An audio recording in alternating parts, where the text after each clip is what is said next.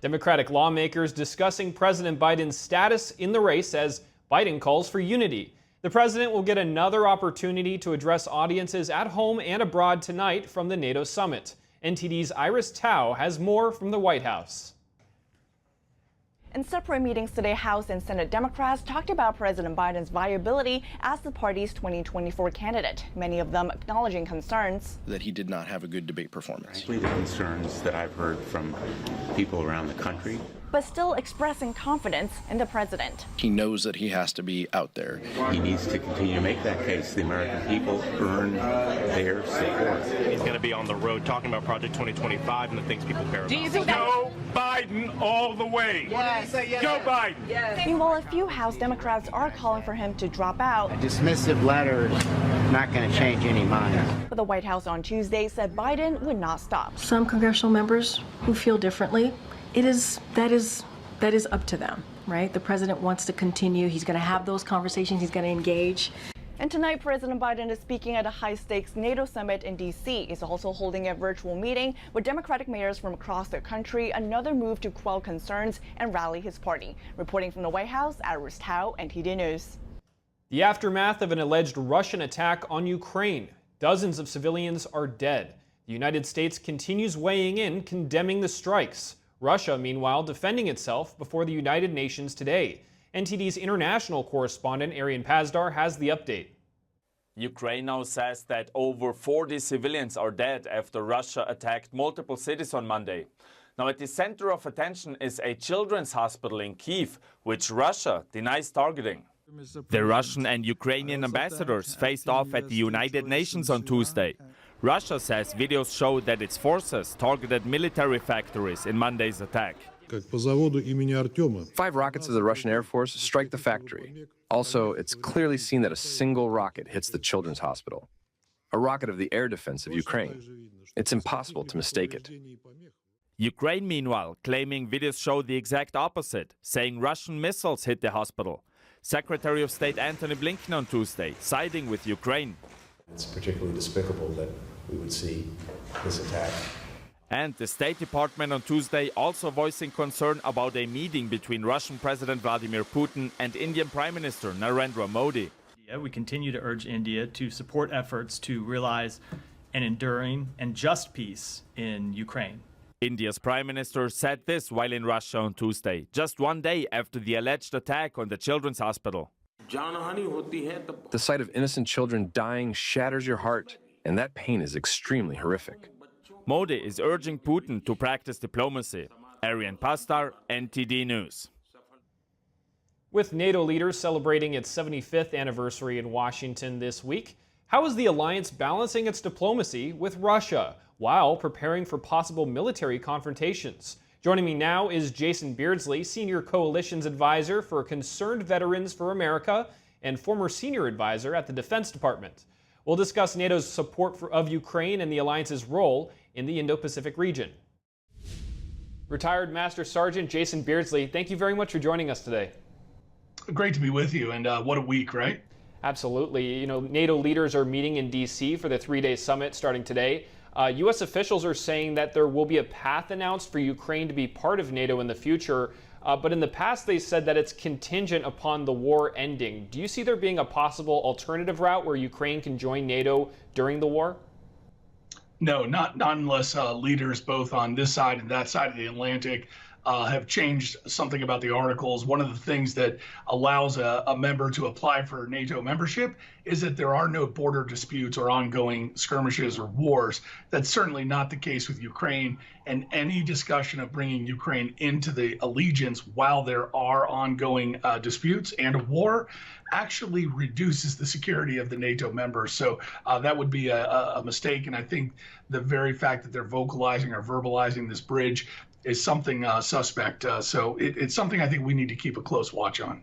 Staying on this topic, NATO doesn't directly provide weapons to Ukraine, but many of its members do, the U.S. being the largest. Going forward, NATO will lead an operation at a U.S. military base in Germany to train Ukrainian forces.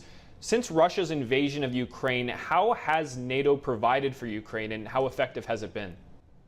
Well, it's been a very, let's call it escalatory path from the beginning when leaders, and again, on our side of the Atlantic and the other, were talking about what was a bridge too far. Weapon systems like HIMARS that suddenly we said, no, that's okay now. Those are long-range, multiple launch rocket systems. F-16s, which we said at first was going to be a threshold for enticing Putin into escalation, and now suddenly we're discussing that.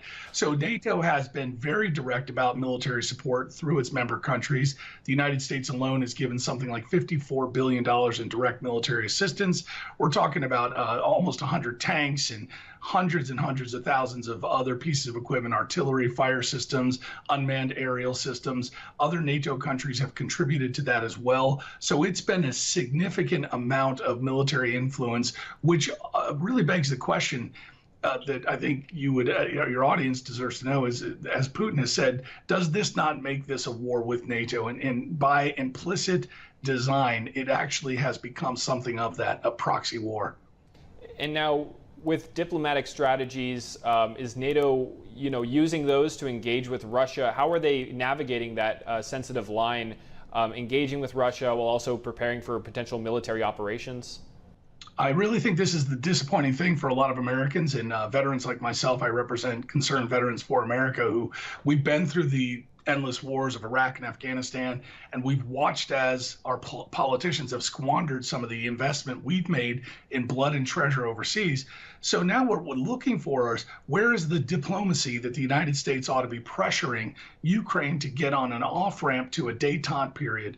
Because while this war is ongoing, we're losing hundreds of thousands of Ukrainians every day. We're losing, I think there's been 500,000 Russians. So the humanitarian catastrophe on both sides of this is extreme. But what we haven't seen is an emphasis on peace or negotiation or settlement. And with that in mind, I think it's worth remembering that Ukraine was not a NATO member. So for those arguing for membership, the whole idea was that if a member came under attack, they would bear the forces of NATO would be brought in. Well, we've done that even without membership. So the suggestion is Europe ought to be taking the lead in the defense here. This is in their backyard. The United States has shorn up the largest part of the budget for NATO for the last 75 years. And at this anniversary, this 75 years, we need to be looking at how do we make NATO stronger in the future? And it looks like making our allies stronger. Well, right now, Russia's really dependent on, North Korea, Iran, and the most dependent on China.